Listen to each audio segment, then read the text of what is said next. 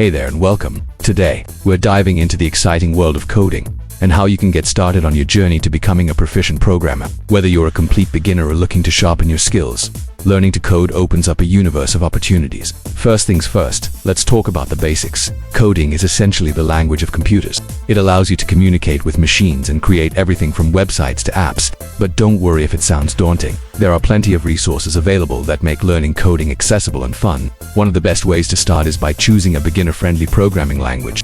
Python is a fantastic choice due to its simple syntax and versatility. You can use it for web development, data analysis, artificial intelligence, and much more. There are countless online platforms offering free tutorials and interactive courses that guide you step by step through the learning process. As you embark on this journey, practice is key. Try to build small projects that interest you, whether it's a personal website or a simple game.